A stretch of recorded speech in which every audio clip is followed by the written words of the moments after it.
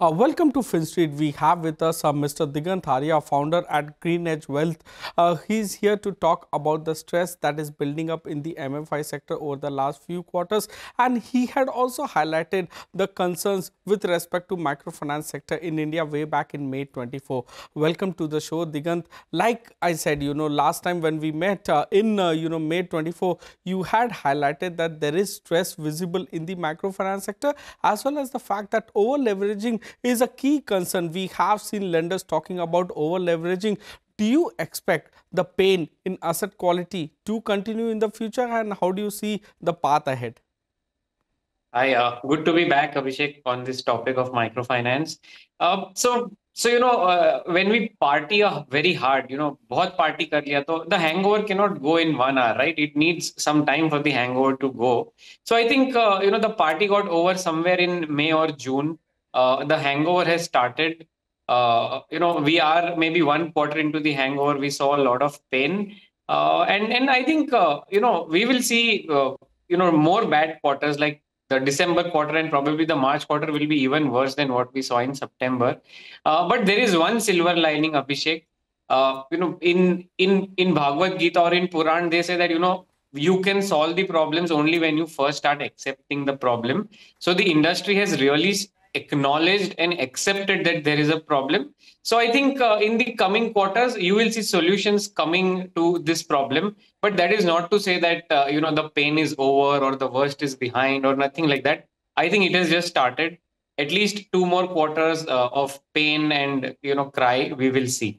Well, not only on asset quality front, will this also lead to, confidence of the lenders who are giving loan in this segment to the players? Will that also come under stress? We already saw one of the entity, that is Fusion Finance, being placed under negative watch by credit rating agencies, and some downgrades also coming in over there. So do you expect, the trend of rating agencies taking stance on MFI lenders, as well as the fact that, there might be a consolidation in this sector?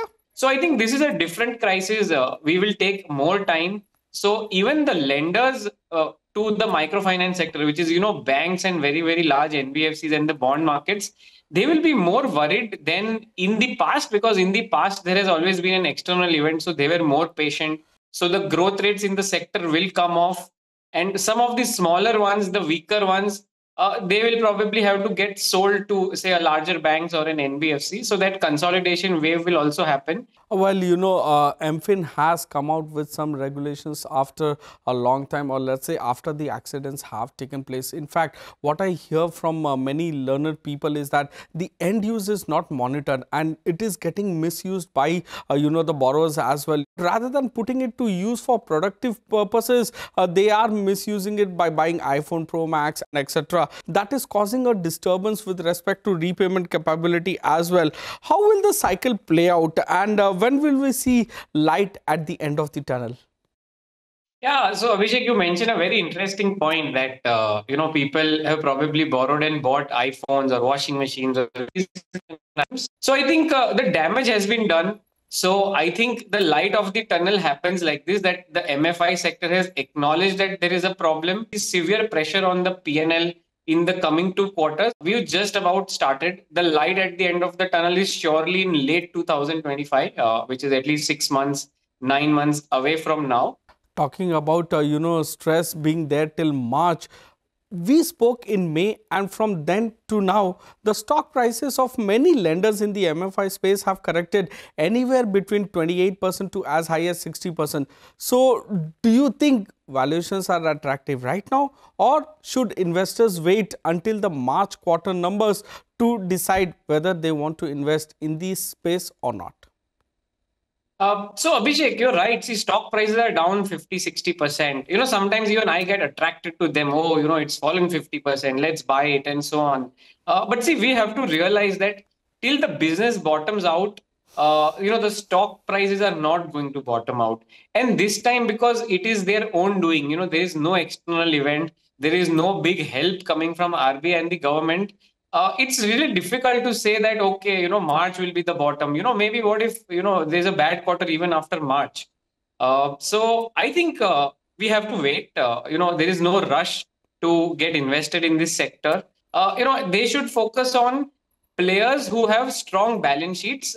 By strong balance sheets, I mean, AUM upon equity, or, loan upon equity. So, two or three names come to my mind. There's L&T Finance, there's Arman Financial, there's Credit Access, and Ujjivan in the small finance bank. So these are the four players. Well, Digant, you have been a veteran in the tracking of financial services sector in India.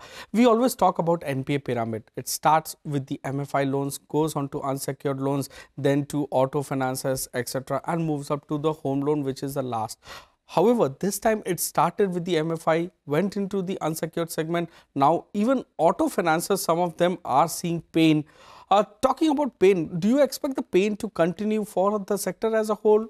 And in the home loan segment, what feedback I am getting is that the affordable housing segment that may see a pressure in the coming, near future. Do you expect the same to continue? And do you expect further pain in the overall lending space to continue? Yeah, so good analogy, Abhishek, about this NPA pyramid. See, I think it started with unsecured loans, very, very small unsecured personal loans. Then it went to MFI. Now, I think CV cycle, 3 years of good cycle has happened. So I think it is natural that there will be some slowdown in the CV cycle and the asset quality will get impacted. But CV cycle is still, it's a productive loan. There is a, owner who drives the vehicle, earns money out of transporting goods.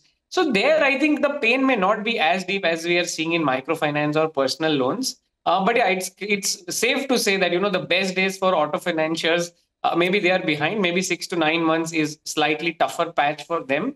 And as you rightly mentioned, see, these affordable housing companies, they want to lend at very high yields. They want to do this micro LAP or some sort of LAP or top up loans and home improvement loans. So, it's a very gray area where, if you're branch manager and if your processes are not good, you can easily end up with NPAs. That the passion to grow at 25%, I think that will knock this affordable housing sector also. The players who are doing very high yield business, you can see some nasty surprises in them as well. So I would be careful in this entire retail lending space, except for gold finance. That is a bright spot according to me. And some housing finance companies like a Canfin Homes, which are into prime affordable, I think they may not face asset quality issues. But otherwise, in this space, I'll be careful. So that's a word coming in from Digant Haria, saying that picture abhi baki hai with respect to stress in the microfinance portfolio of lenders. Thank you so much for your time, Digant Haria, and look forward to you coming back on the show again. Thank you, Abhishek. Nice to be here. Thank you.